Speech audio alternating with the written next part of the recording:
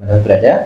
Senang sekali saya bisa kembali hadir menyapa di ruang dengan suksesnya di kesempatan hari Jumat tanggal 18 Juli 2025, dan selama 1 jam ke depan kita berjumpa di program Happiness Moment di Radio Lokjusa FM. Silakan bisa kembali akses live streamingnya di radiolokjusafm.com, di Jogja Streamer ataupun via aplikasinya di Play Store di Radio Lokjusa FM, karena di kesempatan sore hari ini kita pasti akan diberkati oleh program Happiness Moment, karena di studio saat ini sudah hadir Ibu Salin Matahari. Jadi saya sapa dulu untuk Ibu Salin. Shalom Ibu Salin. Shalom hambanya. Wow, luar biasa. Bagaimana kabarnya Bu? Amin, dan hebat dan sehat dan diberkati.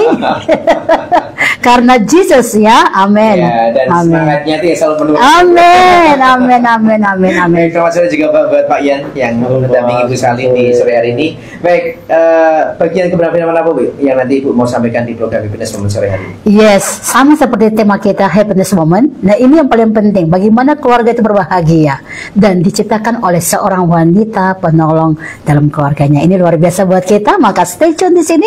Kita pasti diberkati. Amin. Baik, jadi nanti kita akan dengarkan sama-sama sharing dari Ibu Salin di program Happiness Moment di kesempatan sore hari ini. Dan sekali lagi silakan bisa kembali akses live streamingnya di radiolokjusafm.com, di Jogja Streamer ataupun via aplikasinya di Play Store di Radio Lokjusa FM. Dan juga saya buka di line WhatsApp-nya, silakan nanti yang mau berinteraktif langsung dengan Ibu Salin di studio di 0853 11665300, di 0853 11665300. Baik, silakan Ibu Salin untuk bisa memulai untuk Happiness Moment di kesempatan sore hari. Baik, mari kita mulai dengan doa, dan saya percaya saudara dimanapun pasti diberkati karena firman Allah ini datang untuk memberkati kita semua. Mari kita berdoa. Haleluya. Terima kasih Tuhan buat hari yang baru. Terima kasih Tuhan untuk semua kebaikan-Mu. Terima kasih Tuhan untuk segala hal yang luar biasa yang Tuhan berikan dan adakan dalam hidup kami masing-masing. Hamba berdoa sore hari ini, Tuhan Engkau hadir di tempat kami masing-masing supaya kami boleh mendengarkan firman Allah. Tajamkan telinga roh kami, tajamkan mata roh kami. Hamba percaya berkat firman Allah ini meneguhkan kami, memberikan ketenangan, memberikan damai sejahtera, memberkati kami, bahkan segala pergumulan kami percaya melalui firman Allah ini kami mendapat jawabannya. Diberkatilah kami yang datang di dalam nama Tuhan Yesus. Haleluya. Amin, amin. Iya, pagi ini, sore hari ini, saya percaya saudara bangun pagi, saudara melihat bahwa matahari bersinar, itu berarti bahwa Tuhan sedang mencurahkan berkat kepada saudara. Dan saya percaya sore hari ini pun sampai nanti malam berkat Allah tercurah buat saudara. Mari siapkan hatimu dan dengarkan pesan Tuhan dalam program Happiness Moment. Hari ini saya akan bicara tentang bagaimana keluarga yang berbahagia. Sebenarnya Tuhan sudah kasih kita yang namanya autoimun kebahagiaan. Tetapi dalam setiap langkah kita, waktu kita tidak bisa mengkontrol diri kita, nggak bisa menguasai pikiran kita, tentu yang terjadi bukan bahagia, ya kan? Nah, hari ini kita akan belajar bagaimana menghadirkan kebahagiaan itu sendiri, dan kita yang adalah sumber itu, bahagia itu memancarkan kepada semua keluarga. Mengapa saya bilang kita sumbernya itu? Karena waktu saudara tinggal dalam firman, engkau ada dalam firman, kebahagiaan itu adalah milik saudara. Bagaimana keluarga bahagia, bagaimana menjadi seorang istri yang bijak, yang membuat hati suaminya tenang. Ini paling penting, karena dalam setiap keadaan rumah tangga, percaya nggak percaya, kontrol auto segala sesuatunya itu adalah istrinya, gitu ya. Kenapa? Karena memang Alkitab berkata istri adalah seorang penolong. Nah, waktu istri menemukan jati dirinya, mengerti fungsinya sebagai seorang penolong, sekeras apapun suami, dalam keadaan apapun saudara hadapi, saya percaya bahwa seorang penolong, wanita bijak, bisa membuat hati suaminya tenang, bisa membuat seisi rumahnya tenang, karena ada seorang penolong yang berfungsi dengan luar biasa. Kita akan mulai dengan baca satu ayat dulu, Amsal 14 ayat yang pertama, saudara. Mari kita akan baca ayat ini, dan saya mau semua kita, baik saudara sebagai suami, sebagai istri, sebagai anak-anak pun, kita belajar untuk mendapatkan berkat firman Allah, supaya kita dalam keluarga kita, semua situasi apapun, kita yang mengkontrolnya, karena kebahagiaan itu sudah Tuhan ciptakan dalam roh kita masing-masing. Mari kita baca ini, Amsal 14 ayat yang pertama. Haleluya. Demikianlah firman Tuhan. Perempuan yang bijak mendirikan rumahnya, tetapi orang yang bodoh meruntuhkannya dengan tangannya sendiri. Iya, luar biasa saudara ya. Perempuan yang bijak mendirikan rumahnya, tetapi yang bodoh meruntuhkan dengan tangannya sendiri. Dalam terjemahan bahasa Indonesia hari-hari dikatakan begini, rumah tangga dibangun, saudara lihat ini, rumah tangga dibangun oleh kebijaksanaan wanita. Jadi Tuhan menekankan bagaimana rumah tangga ini menjadi damai, sukacita, ada ketenangan, karena tadi ada penolong di dalamnya. Makanya dalam terjemahan bahasa Indonesia hari-hari dikatakan rumah tangga dibangun oleh kebijaksanaan wanita, tetapi diruntuhkan oleh kebodohannya. Jadi di sini ada perbedaan antara wanita yang bijak dan wanita yang bodoh. Wanita yang bijak, dia membangun yang namanya kebahagiaan, membangun yang namanya sukacita, membangun yang namanya iman, membangun yang namanya harapan, membangun yang namanya ada kedamaian dalam hidup. Tetapi kalau kita adalah wanita yang bodoh, dalam arti bodoh ini bukan soal IQ, tapi bodoh ini mungkin seperti yang Paulus katakan kepada jemaat-jemaat di Galatia. Mari kita baca dulu Alkitab ini, Galatia pasal 3 ayat 3 dan 4. Bodoh yang bukan karena IQ, tapi bodohnya apa? Mari kita lihat. Karena itu wanita perlu mengerti posisinya sebagai seorang penolong itu dalam kata-katanya, dalam pikirannya, bahkan hatinya. Ini harus yang terjadi adalah dikuasai oleh Roh Kudus.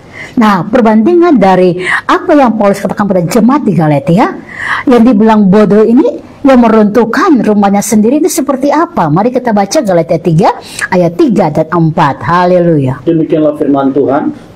Adakah kamu sebodoh itu? Nah, adakah engkau sebodoh itu? Kamu telah mulai dengan roh. Kamu telah mulai dengan roh. Maukah kamu sekarang mengakhirinya di dalam daging? Iya, terus? Sia-siakah semua yang telah kamu alami sebanyak itu? Masakan sia-sia? Nah, coba lihat saudara. Yang dikatakan adakah engkau sebodoh itu tuh bukan soal IQ, tapi apa?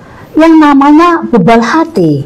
Jadi bodoh yang Paulus tekankan di situ kepada jemaat-jemaat di Galatia tadi udah mulai dengan roh, tapi kok diakhiri dalam daging. Apa yang mereka hadapi, yang mereka alami dalam berkat-berkat Tuhan jadi sia-sia. Artinya nggak ada lagi ucapan syukur, yang ada adalah mengeluh, yang ada adalah sebuah kata-kata yang sia-sia. Dan itu dikatakan bodoh yang punya pengertian adalah bebal hati atau keras hati. Orang yang tidak mau mendengar, udah tahu ini yang benar tapi nggak mau pilih untuk benar, melakukan yang benar, tapi lebih memilih kepada kekerasan hatinya. Jadi bukan soal IQ, tapi bicara tentang bagaimana kekerasan hati dari orang itu tersebut. Nah, wanita ya, kalau dibilang wanita itu anggun ya kan, lembut. Tapi kalau dia jadi seorang yang kasar, kata-katanya kasar, kata-katanya adalah hal-hal yang bukan membangun tapi menjatuhkan. Ini saudara sudah meruntuhkan sendiri apa yang engkau bangun selama ini, terutama dalam rumah tanggamu. Oleh karena itu, kenapa sampai panggilan Tuhan kepada seorang wanita itu penolong, saudara? Itu luar biasa. Dia menolong, berarti dia wanita yang paling kuat. Bukan bicara tentang kekuatan dari secara fisik, tapi kekuatan dalam doa, dalam rohnya. Makanya seorang wanita yang kuat di dalam doa, dalam hati yang mengasihi Tuhan, akan terpancar dari kata-katanya, terpancar dari pemikirannya, terpancar dari segala hal yang dia lakukan, yang tentu tidak merugikan orang. Saya katakan di awal tadi, kebahagiaan itu sederhana, ya. Yang menghadirkan adalah seorang wanita penolong yang membuat hati suaminya menjadi tenang. Nah, di hari-hari ini ada banyak wanita yang tidak membuat suaminya tenang, ya.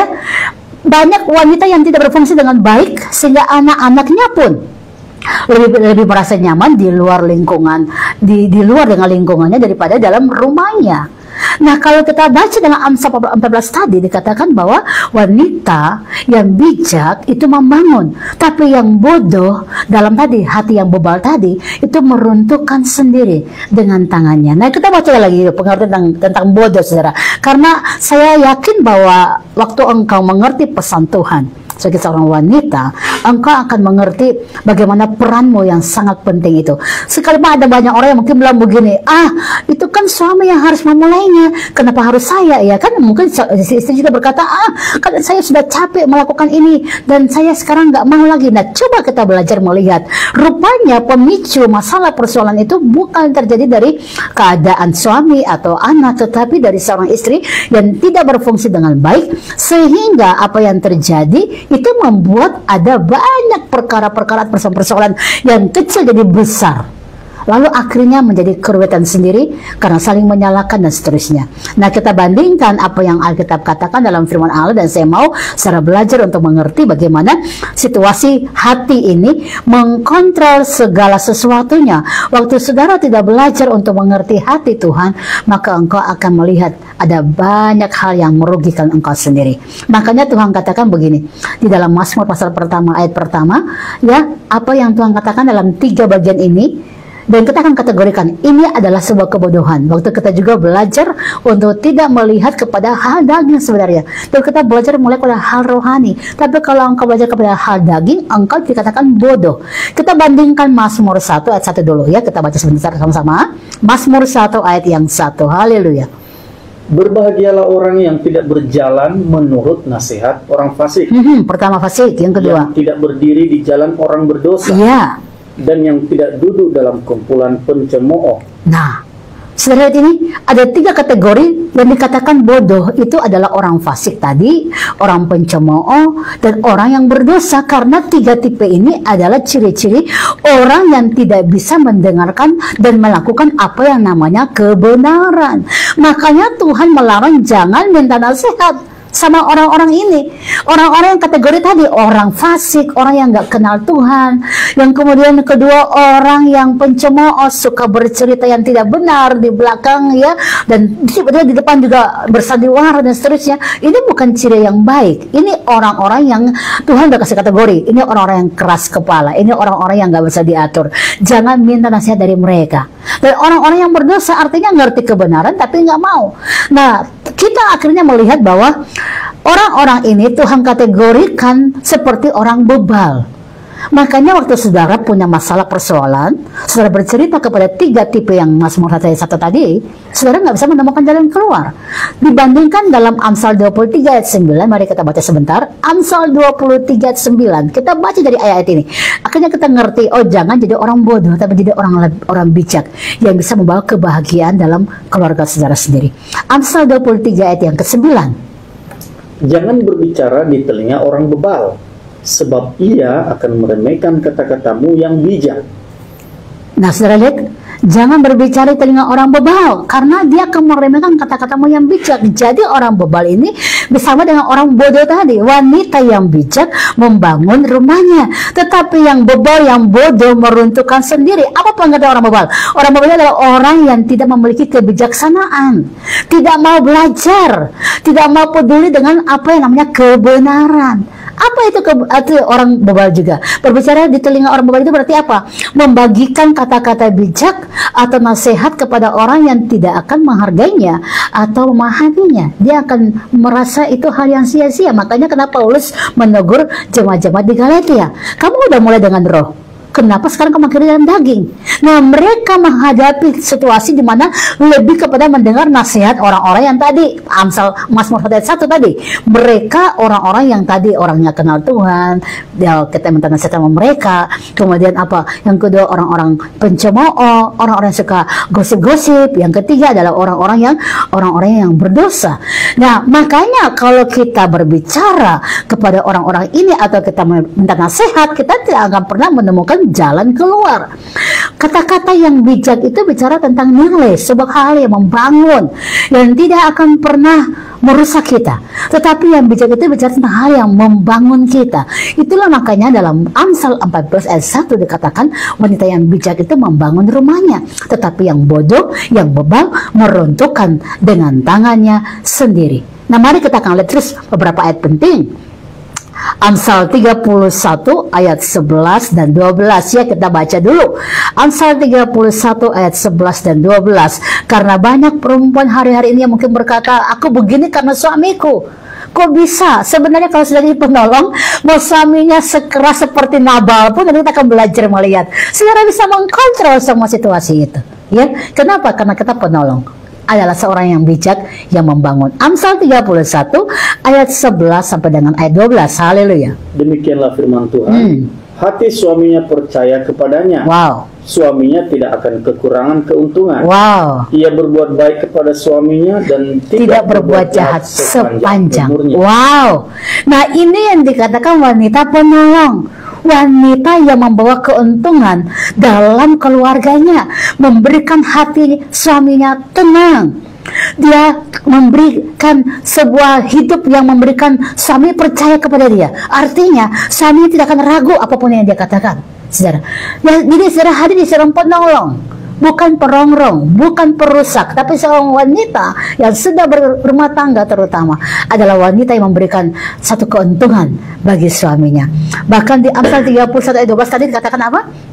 Ia berbuat baik kepada suaminya dan tidak berbuat jahat sepanjang umurnya. Jadi waktu saudara belajar, bahwa untuk belajar mengerti bahwa sepanjang hidupmu engkau membuat baik kepada suami, ada niat itu, ada niat, ya ada niat. Oh ya udah, walaupun suami seperti ini, dia keras, dia kasar gitu ya, bahkan dia kok ambil keputusan yang salah, setiap langkahnya salah. Jangan saudara mengkompromi dengan memperkatakan hal itu, atau mengkomprominya dengan apa? Marah-marah, kemudian engkau jadi kasar dalam rumah tanggamu kepada suamimu, karena apa yang engkau pikirkan, engkau ucapkan, itu yang terjadi.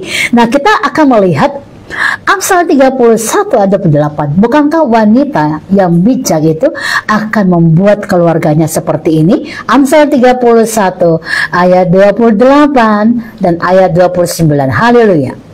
Anak-anaknya bangun dan menyebutnya berbahagia. Yes. Kalau suaminya memuji dia. Yes. Banyak wanita telah berbuat baik, tetapi kau melebihi mereka semua. Saudara lihat ini luar biasa. Anak-anaknya bangun dan menyebutnya berbahagia.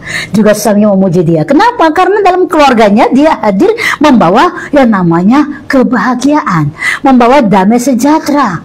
Bahkan Amsal mengatakan di ayat 29 tadi, di Amsal 31 ayat 29, banyak wanita berbuat baik. Artinya semua wanita bisa berbuat baik. Tetapi engkau melebihi mereka semua, artinya engkau lebih dari mereka yang hanya berbuat baik. Karena yang kau lakukan bukan cuma sekedar berbuat baik, tapi tadi mengerti hati Tuhan bagi keluargamu, mengerti hati Tuhan untuk suamimu, mengerti hati Tuhan bagi anak-anakmu, mengerti hati Tuhan dalam menghadapi masalah-masalah. Makanya dikatakan engkau lebih dari sekedar berbuat baik, karena engkau punya level pengenalan akan Tuhan itu lebih dewasa, sehingga engkau akan menjadi seorang wanita yang dipuji oleh anak-anak, juga dipuji oleh suami. Nah, ada dua contoh perempuan yang kita akan belajar pada sore hari ini, bagaimana mereka menjadi wanita penolong bagi keluarganya, ya. Mereka memiliki hati yang sangat mengasihi Tuhan dan terpancar dari hidup mereka. Yang pertama tentu Sarah, ya, ibu semua orang percaya, ya. Dan kita lihat di sini Sarah kepada Abraham. Mari kita baca 1 Petrus 3 ayat 1 sampai 6, Saudara, ya. 1 Petrus 3 ayat 1 sampai 6. Bagaimana sikap Sarah, ya, kepada suaminya. Kita belajar wanita penolong yang bawa kebahagiaan dalam rumah tangganya akan bersikap seperti Sarah kepada suaminya. Demikian juga kamu, hai istri-istri, tunduklah kepada suamimu. Wow. Supaya jika ada di antara mereka yang tidak taat kepada firman, mereka juga tanpa perkataan dimenangkan oleh kelakuan istrinya. Jika mereka melihat bagaimana murni dan salehnya hidup istri itu, haleluya. Perhiasanmu janganlah secara lahiriah, yaitu dengan mengepang-epang rambut, memakai perhiasan emas, atau dengan mengenakan pakaian yang indah-indah. Tetapi perhiasanmu ialah manusia batin yang tersembunyi dengan perhiasan yang tidak binasa, yang berasal dari roh yang lemah lembut dan tentram, yang sangat berharga, lemah lembut dan tentram dan sangat berharga. Lanjut. Di mata Allah. Ya. Sebab demikianlah caranya perempuan-perempuan kudus dahulu berdandan, haleluya, yaitu perempuan-perempuan yang menaruh pengharapannya kepada Allah. Mereka tunduk kepada suaminya. Lanjut. Sama seperti Sarah taat kepada Abraham yang menamai dia tuannya, dan kamu adalah anak-anaknya jika kamu berbuat baik dan tidak takut akan ancaman. Nah, saudara lihat ini. Jadi kalau kita baca ayat ini, banyak wanita mengalami ancaman-ancaman, baik masalah, baik persoalan, dan dia akhirnya nggak hormati suaminya. Tetapi kalau kita baca dari 1 Petrus 3 tadi, ini seorang Sarah yang menghormati suaminya, sehingga dia berkata begini, inner beauty itu harus diutamakan, karena kalau inner beauty ini ada, akan terpancar keluar, dalam arti hatimu penuh dengan kemuliaan Tuhan dan terpancar keluar. Dan itu yang paling penting, bagaimana fondasi hati saudara dibangun oleh karena mengenal akan Tuhan. Sehingga kita lihat di sini beberapa ciri khas Sarah kepada Abraham, yaitu dia memanggil suaminya Tuan. Kenapa Sarah panggil suaminya Tuan? Dalam bentuk dari rasa hormat yang tertinggi. Adakah wanita tentang akhir zaman sekarang kalau menganggap suaminya mungkin maaf ambil keputusan salah, ambil langkah salah, engkau apakah tetap masih menghormati dia dan memanggil dia adalah tuanmu? Atau sebaliknya engkau menyalahkan? Ini bicara tentang posisi seorang wanita penolong. So ini bukan bicara masalah soal salah dan benar apa yang suami saudara lakukan, tapi bagaimana sikap seorang wanita yang mengasihi Tuhan akan terpancar keluar untuk menjadi seorang yang menjadi penolong dengan memperkatakan suaminya adalah Tuhan dalam situasi apapun. Engkau harus belajar jadi seorang penenang yang bawa kebahagiaan dalam keluargamu, ya. Dan bahkan Sarah mengikuti suaminya kemanapun dia pergi. Dari Kejadian 12 sampai dengan Kejadian 16 kita bisa melihat di situ, ya. Abraham berpindah-pindah, tetapi Sarah nggak pernah komplain. Dan dia nggak pernah melihat kalau suaminya udah diberkati, ya aku juga mau ini. Nggak pernah. Dia belajar tunduk. Adakah, ya, perempuan akhir zaman seperti sifat karakter Sarah yang tetap tunduk kepada suaminya walaupun pindah-pindah tugas ataupun dalam segala situasi dia melangkah, kita juga ikut melangkah? Atau kita jadi orang yang benar-benar mengekang suami dan kita nggak mau tunduk sama suami? Ini paling penting. Apalagi Sarah, dia tidak komplain dan tidak berbuat tidak sopan kepada suami. Dia selalu sopan kepada Abraham. Apapun yang Abraham putuskan, dia selalu yakin bahwa Tuhan pimpin. Nah, waktu saudara berkata, oh tapi sama saya nggak seperti itu, nanti kita akan lihat nanti di sesi kedua bagaimana seorang tokoh yang bernama Abigail bisa menaklukkan Nabal yang bodoh karakternya, yang tidak baik karakternya, tapi dia bisa memenangkan rumah tangganya dengan kekuatan firman Allah dalam dirinya. Nah, bagaimana kita lihat dari Sarah? Sarah seorang yang anggun, yang lembut dalam berbicara. Dia menghormati suaminya, melakukan kewajibannya sebagai seorang istri, dan dia nggak pernah bersungut-sungut. Dia bersikap mandiri dan sangat kokoh dalam imannya. Stay tune di sini untuk kita belajar terus bagaimana menghadirkan kebahagiaan dalam keluarga saudara. Kita dengarkan kembali sharing Ibu Salin di sesi yang kedua ini di program Happiness Moment. Silakan Ibu. Yes, baik, kembali lagi ya. Dan saya percaya sekali lagi bahwa saudara diberkati dengan pesan-pesan firman Tuhan hari ini, karena bahagia itu kita yang membuatnya. Amin, amin. Nah, tadi kita belajar bagaimana melihat seorang Sarah yang berfungsi dengan baik, ya, menghadirkan kebahagiaan dalam keluarga, dalam rumah tangga, sampai dia juga melahirkan anak-anak dan dia mengurus pernikahan anak-anaknya, dan anak-anaknya sangat terberkati dengan peran seorang ibu mereka, Sarah. Dan sekarang kita melihat contoh kedua, bagaimana seorang wanita pembawa kebahagiaan dalam rumah tangganya, Abigail. Nah, ini paling penting, kita akan belajar bagaimana pesan dari seorang yang bernama Abigail. Dia menaklukkan semua kedagingan yang ingin berontak, karena suaminya ini bukan orang yang baik. Suaminya bukan orang yang kita rasa dia bisa memberikan percontohan, ya. Karena mungkin ada banyak wanita berkata begini, aku mau suami duluan, contoh, mau doa. Ya, kalau suamiku nggak doa, ya aku nggak mau doa. Apakah seperti itu? Saya yakin wanita penolong itu dia petunjuk arah, karena dia menolong sehingga dia bisa menunjuk arah yang benar. Dan ingat, penolong yang saya maksudkan tadi saya katakan bukan fisik secara kuat kita bantu orang angkat ABCZ, tapi kita dalam roh, kuat dalam roh, membantu suami mengangkat masalah-masalahnya dengan doa-doa kita, membantu keluarga dengan setiap doa-doa kita, karena kita hadir seperti bunga yang harum, yang semerbak, yang memberikan kebahagiaan. Orang melihat kita, orang senang karena kecantikan dari dalam kita, dari beauty yang terpancar keluar. Nah, Abigail kita akan melihat bagaimana dia hadir dan memberikan satu suasana yang indah, sekalipun suaminya dikatakan orang bebal, orang bodoh, orang yang tidak bisa sabar, artinya keras kepala, tapi dia bisa menaklukkan itu dengan sebuah kemenangan. Kita akan baca 1 Samuel pasal yang ke-25. Mari kita pelajari sebentar 1 Samuel pasal yang ke-25, saudara yang mungkin di lagi mobil ya. Kita sama-sama belajar karena saya percaya bahwa peran seorang wanita sangat penting dalam membangun kebahagiaan keluarganya ya. Kita baca 1 Samuel pasal 25 ayat pertama dulu sampai dengan ayat yang keempat, kita baca sama-sama. Haleluya. Dan matilah Samuel, seluruh orang Israel berkumpul meratapi dia dan menguburkan dia di rumahnya di Rama. Dan Daud berkemas lalu pergi ke padang gurun Puran. Ayat yang kedua, ketika itu ada seorang laki-laki di Maon yang mempunyai perusahaan di Karmel. Orang itu sangat kaya, ia mempunyai 3.000 ekor domba dan 1.000 ekor kambing. Ia ada di Karmel pada pengguntingan bulu domba-dombanya. Nama orang itu Nabal. Dan nama istrinya Abigail. Perempuan itu bijak dan cantik, tetapi laki-laki itu kasar dan jahat kelakuannya. Ia seorang keturunan Kaleb. Ketika didengar Daud di padang gurun bahwa Nabal sedang menggunting bulu domba-dombanya, maka Daud menyuruh 10 orang, dan kepada orang-orang itu Daud berkata, "Pergilah ke Karmel dan temuilah Nabal.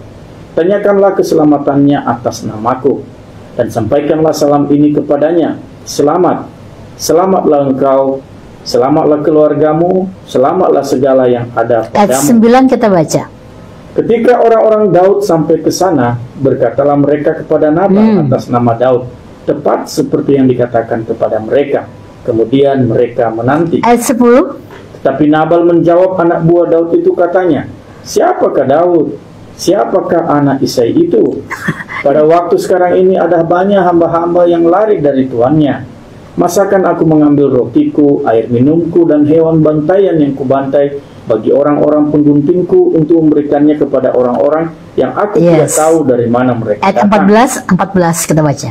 Tetapi kepada Abigail istri Nabal telah diberitahukan oleh salah seorang bujangnya. Katanya, "Ketahuilah, Daud menyuruh orang dari padang gurun memberi salam kepada Tuhan kita, tetapi ia memaki-maki mereka.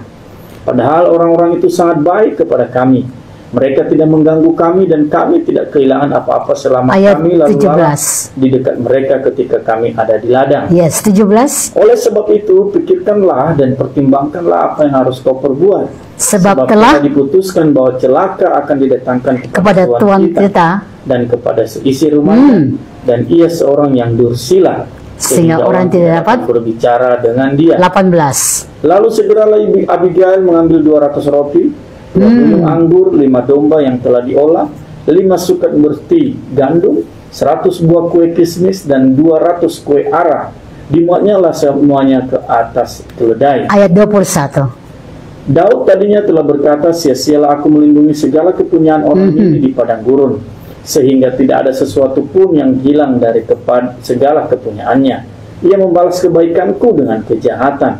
Beginilah kiranya Allah menghukum Daud, bahkan lebih lagi daripada itu.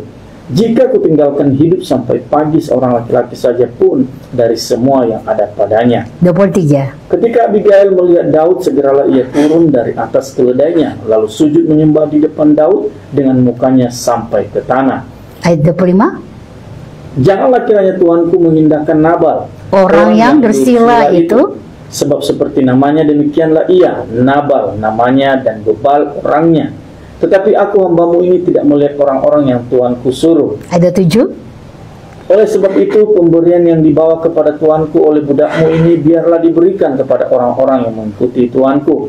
Ampunilah kiranya kecerobohan hambamu ini, sebab pastilah Tuhan akan membangun bagi Tuanku keturunan yang teguh, karena Tuanku ini melakukan perang Tuhan dan tidak ada yang jahat." Apa yang terjadi? Ayat 32 ini yang terjadi yang luar biasa. 32. "Lalu berkatalah Daud kepada Abigail, terpujilah Tuhan Allah Israel." "Mengutus engkau menemui aku pada hari ini. 33. Terpujilah kebijakanmu dan terpujilah engkau sendiri, bahwa engkau pada hari ini menahan aku daripada melakukan hutang darah dan daripada bertindak sendiri dalam mencari keadilan." Nah ini cerita menarik. Saya mau saudara memahami ini. Coba lihat Abigail punya suaminya orang yang keras, orang yang bodoh, orang yang tidak mau dengar. Bahkan dia pernah ditolong oleh Daud, dan Daud minta tolong dia balik. Dia bilang begini, aku tidak kenal Daud itu siapa. Dan Daud akhirnya berencana ingin membunuh Nabal, bukan cuma Nabal, tapi seisi rumahnya. Saat Abigail, seorang istri yang bijak ini, mendengar kejadian itu, apa yang dia lakukan? Dia bikin roti, saudara. Dia bawa, dia kejar Daud dengan rombongannya, dan dia bersujud atas nama suaminya, memohon pengampunan dari Daud. Dan akhirnya Daud, ini yang menarik sekali, Daud sadar kalau dia membunuh adalah dosa, sehingga dia berkata, bijak sekali engkau Abigail. Saya mau bertanya, hari-hari ini masihkah ada Abigail akhir zaman saat melihat suaminya punya masalah dan dia berusaha berdamai dengan orang lain yang membuat masalah dengan suaminya, atau dia memanasi suaminya untuk apa? Mengadakan permusuhan dengan orang lain. Saudara, ini menarik karena akhir zaman ini ada hal-hal yang sebagai seorang wanita penolong engkau perlu bicara kepada suami, tapi ada hal yang engkau nggak perlu bicara juga supaya tidak menimbulkan suasana yang tidak baik. Ini paling penting. Bagaimana seorang istri seperti Abigail yang saat mendengar ada keseruan yang terjadi antara Nabal dan dengan Daud, dia berusaha untuk menenangkan bukan cuma Nabal dan Daud, tapi semua rombongan Daud untuk tidak berbuat yang tidak berkenan di mata Tuhan. Saya yakin wanita penolong, kalau engkau berperilaku seperti seorang Abigail yang bijak, berlaku baik kepada suami, dia nggak berbuat jahat kepada suami, saudara, tapi dia malah membela suaminya yang dikatakan tadi bodoh, keras kepala. Dia berusaha membuat damai dengan orang yang artinya Nabal tadi bikin masalah, yaitu Daud. Dia mencari jalan keluar supaya ada ketenangan di antara. Adakah saudara yang juga melihat bahwa suami saudara mungkin bukan orang yang bijak, bukan orang yang baik?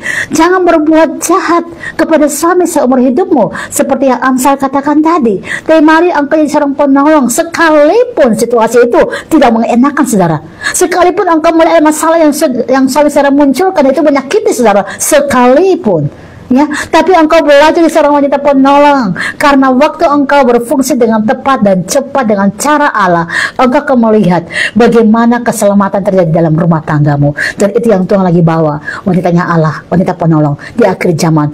Mari bawa kebahagiaan dalam keluargamu dan bukan membawa sebuah kisruh yang bisa merusak semua hal yang rencana Tuhan dalam hidup saudara. Ada 3 poin penting yang saya mau bahas buat kita untuk menjadi seorang wanita yang bawa kebahagiaan dalam rumah tanggamu. Yang pertama, perkataan yang lemah lembut ini paling penting.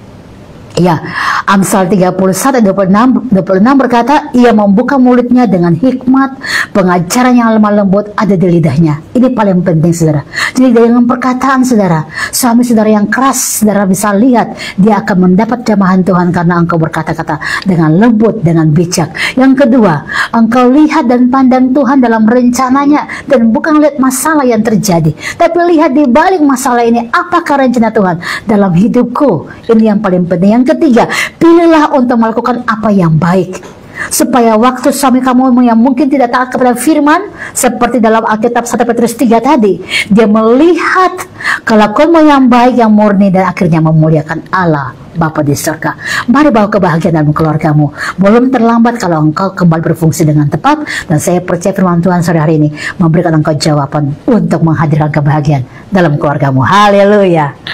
Praise the Lord. Baik, masih 10 menit ke depan di program Happiness Moment di kesempatan sore hari ini, dan mungkin nanti bagian terakhir Ibu bisa sekali lagi berdoa untuk seluruh wanita. Yes. Karena memang ini ditujukan untuk para wanita ya Bu ya. Betul.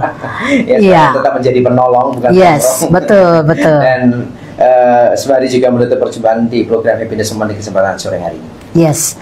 Jadi mari, kalaupun kita tahu ada situasi ya yang dimana suami kita seperti Nabal, mungkin karakternya situasi yang sulit mungkin kita hadapi, tapi saya yakin, saya percaya firman Allah, saudara sebagai wanita adalah penolong yang Tuhan sudah pilih, dan Tuhan nggak pernah salah menetapkan saudara jadi seorang penolong. Mari berfungsilah dengan baik, karena situasi apapun yang kau hadapi, saya yakin peran wanita sangat menentukan kebahagiaan dalam keluarga saudara. Jadi apa yang kita dengar dari firman Allah ini, bila engkau diteguhkan, engkau mengerti fungsimu, engkau belajar dengan sabar, dengan tenang, dengan hati yang lemah lembut, engkau bisa memenangkan pertandingan-pertandingan. Wanita yang bijak itu membangun, tetapi ingat yang bodoh itu meruntuhkannya. Jangan kita keras hati, jangan kita punya pikiran yang negatif, tapi belajarlah ambil hati Tuhan, belajarlah dengan tenang, engkau membawa kemenangan dalam keluargamu. Kebahagiaan itu sudah Tuhan tentukan, karena engkau jadi pendoa dalam rumah tanggamu, engkau jadi seorang wanita penolong dalam rohmu,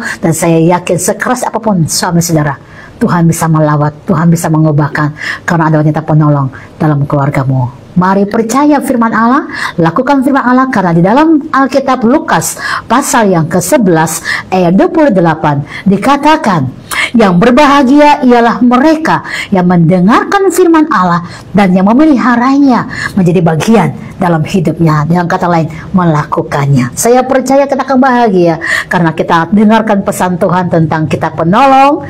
Kita nggak pernah salah dalam melangkah kalau firman Allah itu tinggal dalam hidup kita.